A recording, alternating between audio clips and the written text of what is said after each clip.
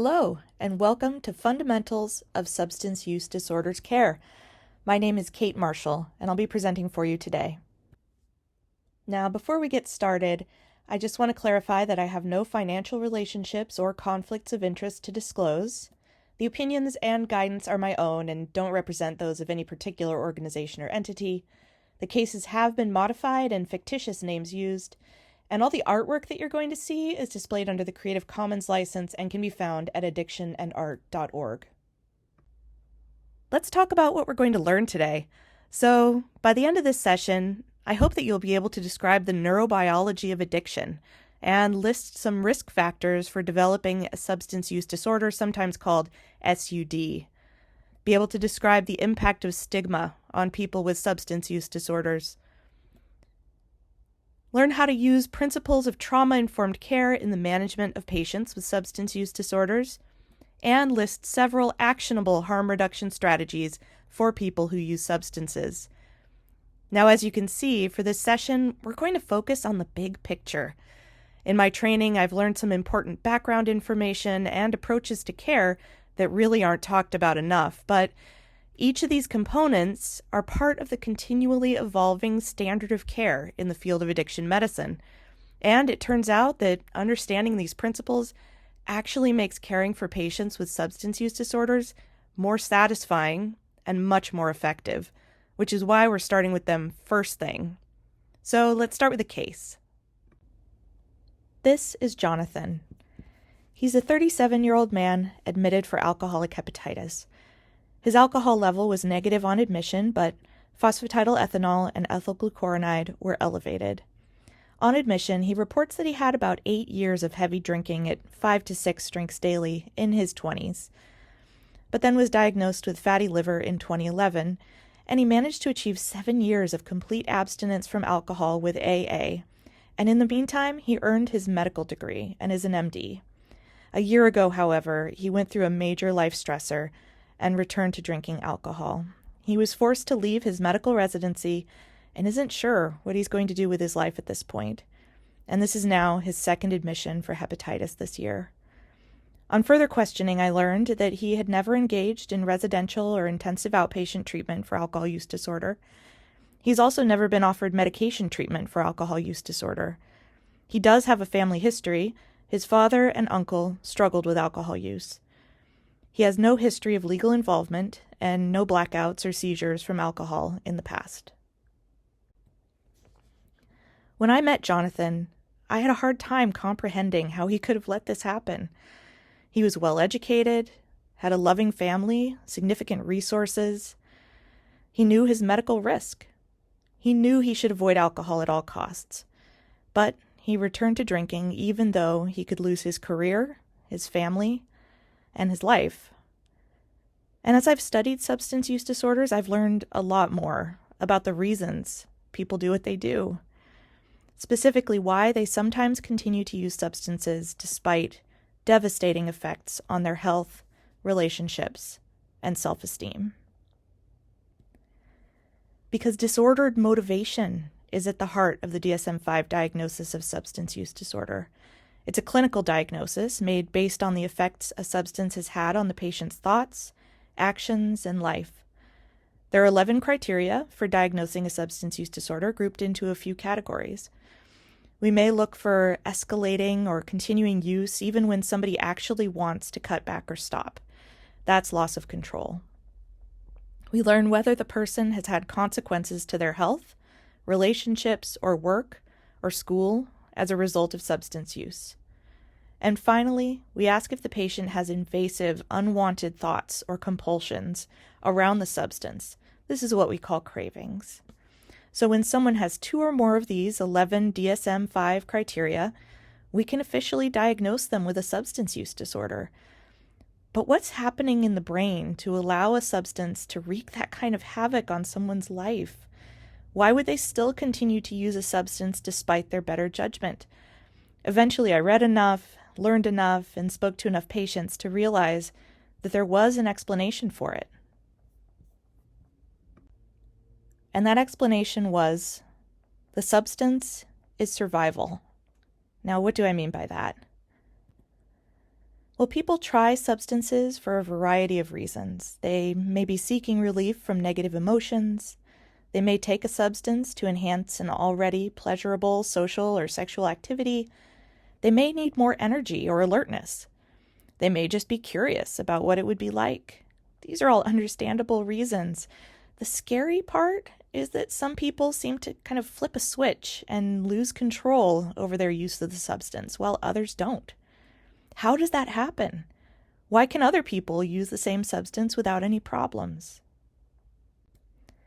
It all goes back to the fact that our brains have a hardwired way of telling us what's important. Experiences that benefit our individual or collective survival, things like food, drink, sexual stimulation, social connection, stimulate the release of rewarding neurochemicals, including dopamine, serotonin, norepinephrine, and endocannabinoids and endogenous opioids in various complex and unique combinations, and that creates a sense of rightness, a sense of reward. And the amount of that stimulation is measurable. For instance, ingesting food causes about 150% above basal dopamine release in animal models. Sexual activity increases dopamine release to about 200% of baseline. So our brains assign a kind of star rating to each experience, which in neuroscience is called incentive salience. The more rewarding the activity, the more powerfully it's encoded into memory and motivational systems. The sights, sounds, and smells are carefully recorded in the brain so that we can better seek out these beneficial experiences again and, in turn, have a better chance of surviving. In the natural world, a few plants have evolved to directly stimulate these rewarding neural pathways in humans, bypassing the complexity of a natural experience and going straight for the receptors. Opioid receptors evolved to accept endogenous opioids, endorphins, which help suppress pain so we can escape danger and survive. The poppy plant produces raw opium, which is about 10% morphine, and morphine is a molecule that directly stimulates the mu-opioid receptor and affects powerful pain control, and due to direct stimulation, even euphoria. Cocaine, the active alkaloid found in coca leaves, binds directly to dopamine, serotonin, and norepinephrine reuptake transporters in the synapse, and the resulting neurotransmitter excess is intensely pleasurable and stimulating. The brain's nicotinic acetylcholine receptors regulate alertness, attention, autonomic nervous system activity, and when directly bound by nicotine from the tobacco plant, it's almost like turning up the volume control on these systems. As more potent chemical analogs have been isolated and distributed over the last 150 years, it has become apparent that direct stimulation of reward pathways can confer more incentive salience than any experience or substance found in nature could do. Methamphetamine, for example, results in dopamine levels in the nucleus accumbens up to 1,200% above baseline. But the brain doesn't know the difference between an actual rewarding experience and a substance that directly stimulates the neurochemical pathway. It encodes them the same way. And in some cases, the brain may in fact associate reward and cues and memories around the substance more strongly than cues for food, thirst, sex, or social interaction because the stimulation is stronger. Disordered motivation begins to develop as the brain begins to prefer stimulation with the substance over other positive experiences. But obviously, this disordered motivation doesn't occur in every case when someone tries a substance, even if they try it multiple times. It turns out that a person's brain structure and neurochemical makeup before ever trying a substance can make them even more vulnerable to the effects of rewarding chemicals. 3 factors seem to account for most of the reason one person might develop a substance use disorder and another not develop one despite exposure to the same substance. Substance use disorders are about 50% heritable, and there are multiple candidate genes for biological susceptibility to disordered substance use. It's been shown that even without substance use in the environment in childhood, people with a family history do appear to carry receptor polymorphisms and other characteristics around reward and impulsivity that make them vulnerable to disordered motivation around substances. Trauma and stress, especially childhood trauma or chronic stress, modify the brain's reward system over time. There is evidence that chronic stress decreases dopamine receptor density, which can make ordinarily pleasurable experiences seem almost muted or uninteresting, until a substance comes along that finally creates enough direct stimulation to create reward. I've heard from patients again and again that the first time they tried their substance of choice, they finally knew what it felt like to be okay. They didn't say good or amazing or fantastic. They said okay. They hadn't known what that felt like before. Another important component is timing of exposure to substances. Encountering substances during the vulnerable period of adolescent brain growth is a strong risk factor. In fact, 50% of adults with substance use disorder had symptom onset before age 18, and 80% had onset before age 24. So we now know that when a brain is vulnerable due to heredity, changes due to trauma or stress, or is in the vulnerable period of development, the door is opened to a use disorder when that vulnerable brain is exposed to something that gives strong and significant reward. The last component in developing a substance use disorder is repetition. With repeated exposure to a substance, the pathways associated with that substance then develop tolerance, and the substance becomes a requirement to maintain a normal mood or to avoid physiologic withdrawal symptoms, which can be incredibly unpleasant. This creates a new layer of negative reinforcement around the absence of the substance. Not having the substance isn't just neutral, it's suffering, and the brain encodes that negative association powerfully as well. Once that occurs, the idea of not having the substance is perceived by the brain similarly to starvation or being deprived of water, or maybe even more intense based on what we know about the incentive salience associated with these substances. In this context, a choice to use a substance at the expense of other desires and goals begins to make more sense. Dr. Nora Volkov, an eminent researcher in the neurobiology of addiction and director of the National Institute on Drug Abuse at the NIH, put it this way: "It is difficult for people without addictions to understand that people with addictions are not just seeking to get high, but suffer a medically rooted impairment in their autonomy that thwarts their best intentions to attain freedom from drugs. It is a disease in which essential motivational and self-control systems of the brain are compromised. Medical intervention, not punishment or moral re-education, is required to restore this essential human birthright." And I think this quote really gets at the fact that while there are choices and behaviors involved in developing or recovering from a substance use disorder, having that disorder is absolutely not a choice. So, what happened to Jonathan? Well, while hospitalized, he reconnected with his old AA group virtually. The medical team discussed FDA-approved medications for his alcohol use disorder, and he was started on acamprosate. He continues to take it 8 months later with no return to use of alcohol. So how can you help? Well, first recognize that heredity, environment, and social context really matter when it comes to whether someone develops a substance use disorder.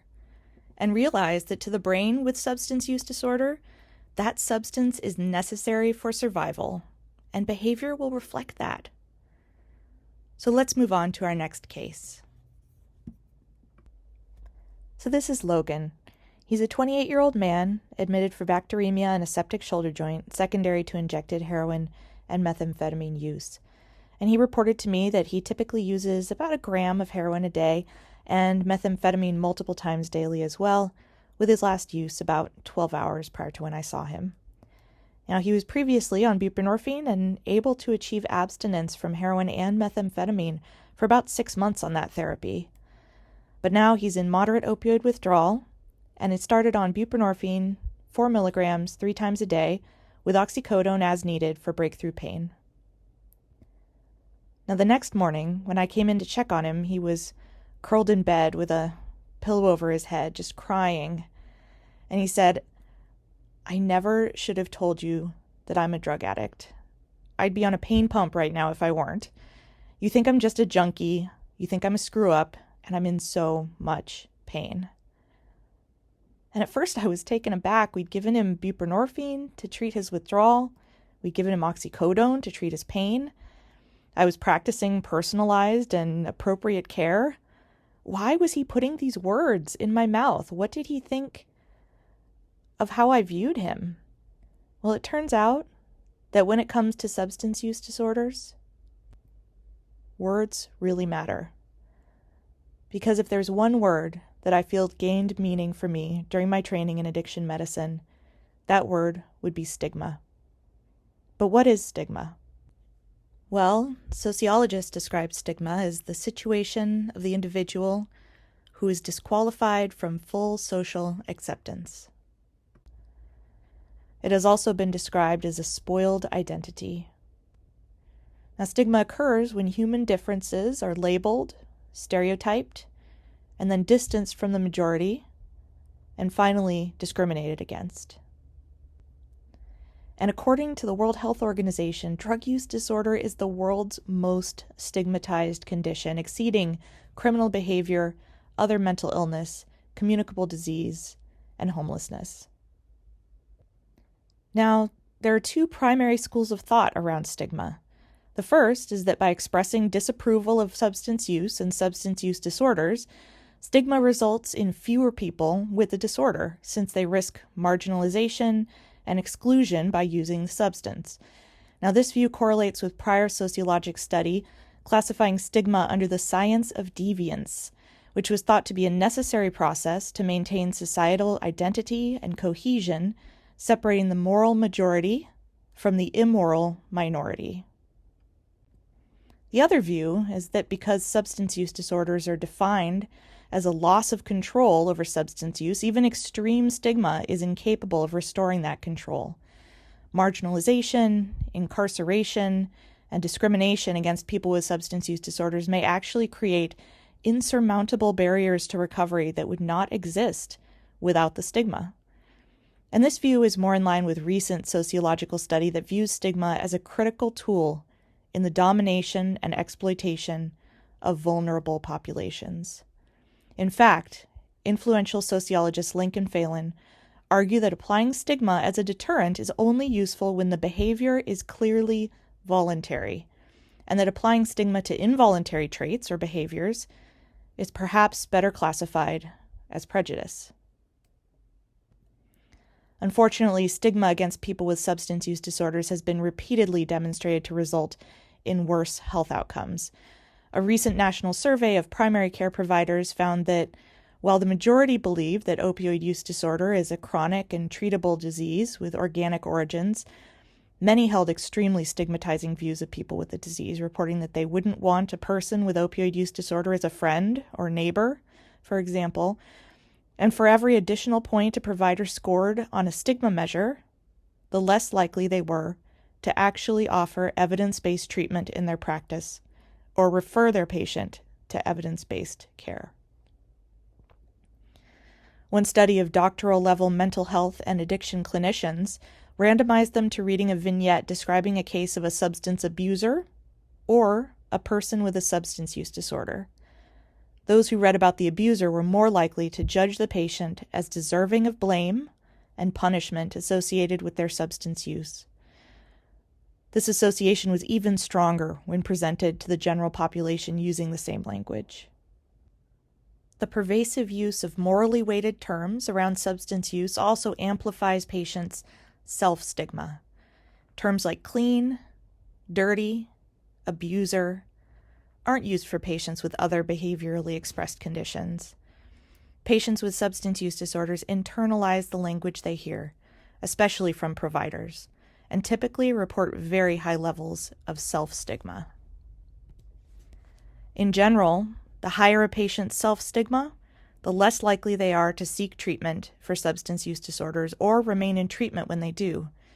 People with high self-stigma also require longer treatment engagement to attain treatment goals compared to people with less self-critical views.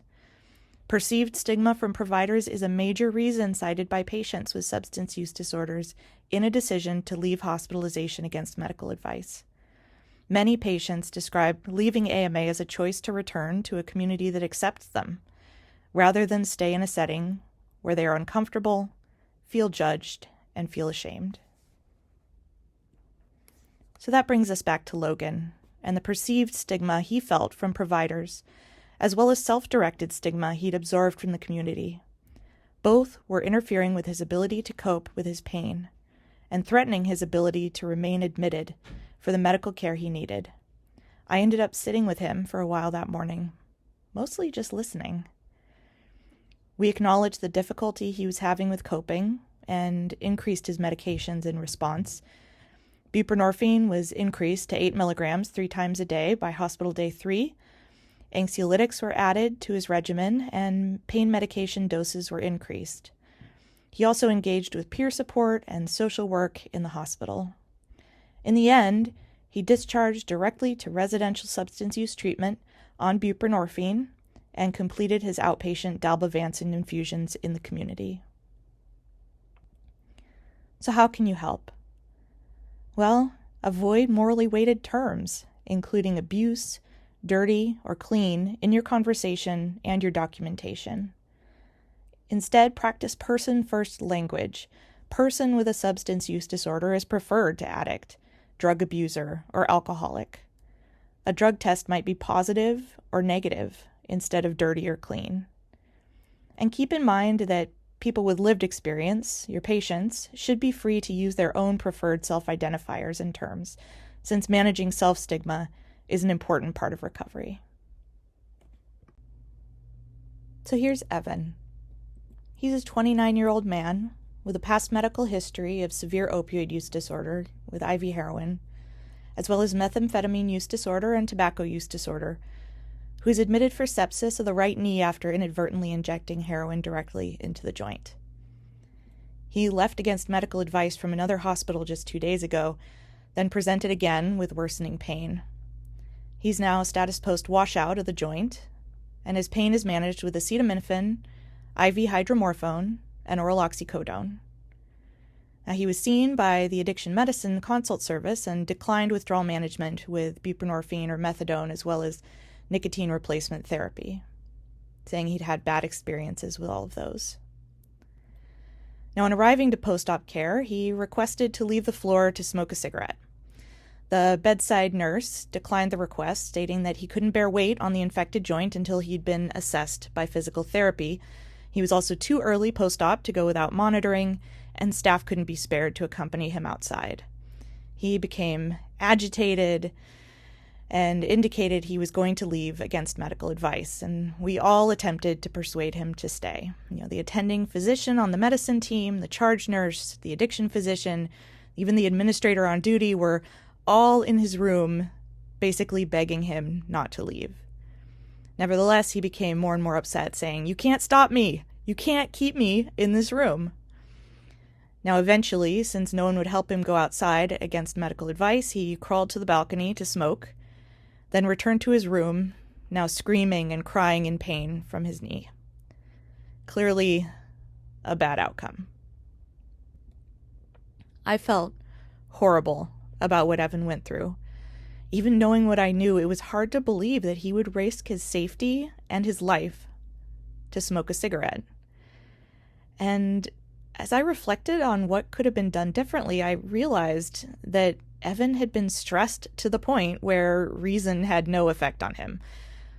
Was there some other way that I could have approached him? Now, to understand what happened, I really had to put myself in Evan's shoes. It's well understood that people with substance use disorders report high levels of childhood trauma, lifetime trauma exposure, and post-traumatic stress disorder. In fact, nearly 100% of people with substance use disorder report past exposure to at least one serious traumatic event.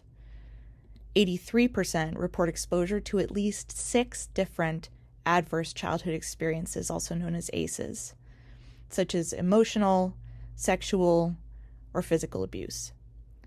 And more than a third of people with substance use disorder meet criteria for PTSD. In addition, 80% of people with co-occurring substance use disorder and mental health disorders report a history of traumatic brain injury. And as you can imagine, exposure to trauma or a history of traumatic brain injury can create long-lasting effects on behavior, coping, and decision-making. Now, research and work with children and adolescents with severe trauma exposure has produced a framework for understanding the behavior seen in trauma survivors, the neurosequential model. It's a neurodevelopmental approach to behavior that was developed by Dr. Bruce Perry over 20 years ago. In this model, we see 5 states. There's the state of calm, with most brain activity in the neocortex. In this state, needs are met, and the individual is able to think ahead and plan rationally. With any perceived threat, we may move into a state of vigilance. In this state, the subcortex is activated, thinking becomes more concrete, and we may be only able to plan for the next few hours or days. In a state of alarm, we see limbic dominance. Distress is actively occurring. Thinking is emotional, and planning focused on getting through the next few hours or minutes. In a state of fear, we live in our amygdala and hypothalamus. There is extreme distress and hyperarousal. Thinking is reactive, and in a state of fear, a person can only focus on the next few minutes or seconds. Finally, we descend to terror. The autonomic nervous system kicks in, and severe distress actually impedes cognition. At this point, a human's actions are reflexive, basically oriented to meeting survival needs now. Dr. Perry's treatment model theorizes that people with a history of trauma, especially trauma during childhood, may change between these states extremely quickly, often at what seems to be a slight provocation, and as a result, they may behave in ways that seem irrational to others. So it's easy to imagine how Evan, who more than likely had a history of trauma, was in severe pain from his surgery, was in physiologic withdrawal from opioids, methamphetamine, and nicotine, and was being told he was not allowed to leave his hospital room, quickly changed states. Almost instantly, he was unable to plan beyond the next few minutes, and was focused on getting to anything that could help him feel better right that second. So in retrospect, I shouldn't have tried to reason with him. I should have addressed his basic need for safety and comfort. We might call that trying to elevate the state. Now, why is this so important, and how do we do it? Well, first of all, we know that rates of discharge against medical advice are extremely high for patients with substance use disorders. Around 25 to 30% of hospitalizations in this population end in unplanned discharge. We also know that unplanned discharge greatly increases the chance of 30-day mortality and 30-day readmission. The top reasons for these unplanned discharges, as reported by the patients themselves, are undertreated withdrawal, undertreated acute and chronic pain, perceived stigma from hospital staff, and feeling trapped in a hospital room. I think these make sense, since these are all situations that would increase arousal and panic in someone who almost certainly has a history of serious trauma and whose brain perceives a substance as necessary to survival. What has been shown to reduce unplanned discharge in patients with substance use disorders? Unsurprisingly, it's the same things we might consider to bring someone to a calmer state of mind: treating withdrawal and providing social support. And that brings us to the next point. Medical care in general is not designed to be responsive to people who have experienced trauma. As individuals, we can make small changes to our practice to acknowledge trauma and stigma, but much more will be needed before our health systems feel like a safer place for our patients with substance use disorders. As individual practitioners and as systems of care, we can then begin to anticipate triggering events or environments, restore power to the individual through choice, create safe environments, and rebuild self-worth for our patients.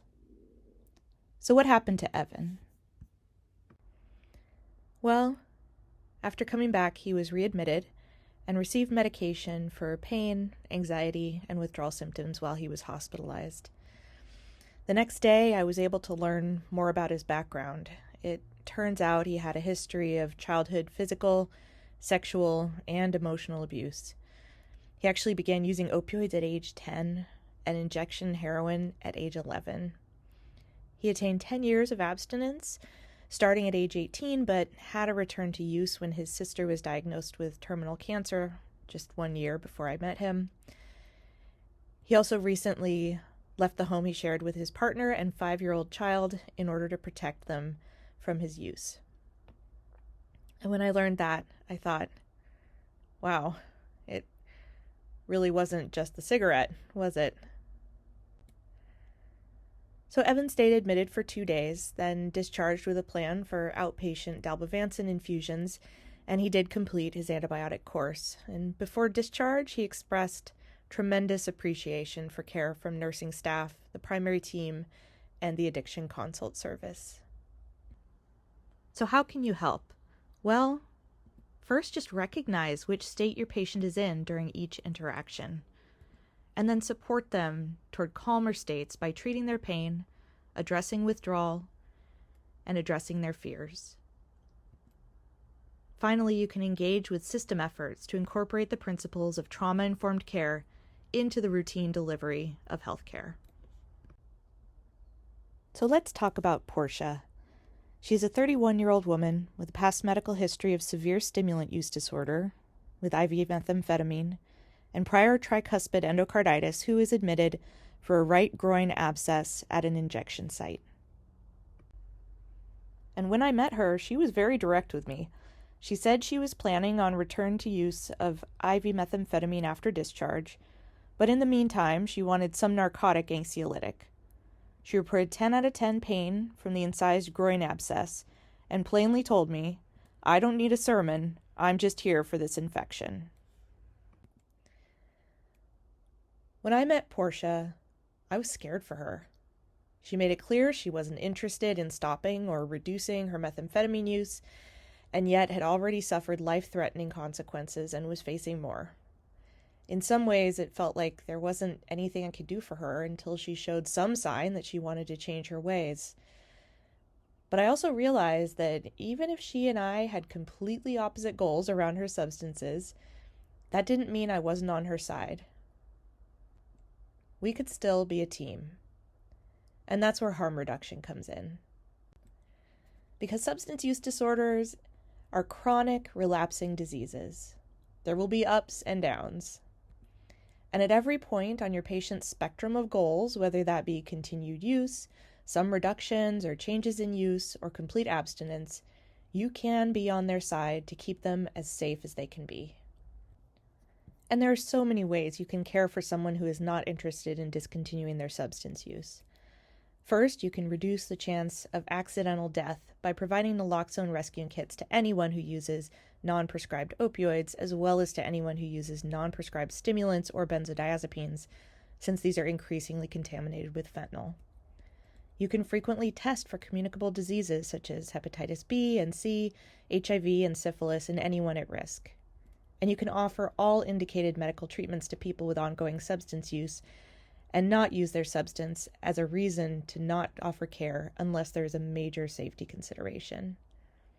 You can provide information about safer routes of ingestion, such as avoiding injecting in the groin and neck or smoking rather than injecting. You can provide supplies for safer use, including hand sanitizer, alcohol swabs, and sterile water for injection to reduce the chance of infection. You can provide support by being there for your patient to provide care when they're actively using substances. I also encourage patients to use an overdose prevention hotline such as Never Use Alone. These types of services ask for a first name, location, and an operator will stay on the line while the person uses their substance. And if the person stops responding after using, the operator will notify emergency services of an unresponsive person at the location. It can mean the difference between life and death. Because while you may feel helpless if someone is continuing to use a substance, there are so many ways to express that you care about their life and their health, even while they're active in their use. The side benefit is that harm reduction strategies create the foundation for an alliance between the patient and the provider rather than an adversarial relationship. And when that alliance already exists, then maybe if they decide to make a change, they will trust you enough to ask for help with that too. Haven Wheelock, NPH, a nationally recognized harm reductionist, says, "Isn't harm reduction just enabling? You know what? It is enabling. It's enabling people to be healthier. It's enabling people to be connected to other people. It's enabling people to get access to health care." So we use this term enabling with substance use disorders as a negative term, but honestly, I think enabling people to be healthier, happier, and less dead is a wonderful goal. So back to Portia. In the hospital, her abscess, her anxiety, and her acute pain were acknowledged and treated. HIV, hepatitis, and syphilis serologies came back negative. We encouraged her to consider alternate routes and locations for her methamphetamine administration. We provided her information for needle exchange and a supply of alcohol swabs for skin cleansing to avoid repeat abscesses or infections. We prescribed a naloxone rescue kit on discharge. Each of these increased the chance that the next time we see Portia, she'll be free from infection and, most importantly, alive. So that brings us to the conclusion of my talk today. Before we go, I'd like to summarize a few key points. Risk for substance use disorder occurs in the setting of genetic susceptibility, a history of trauma, and exposure during a vulnerable period of development.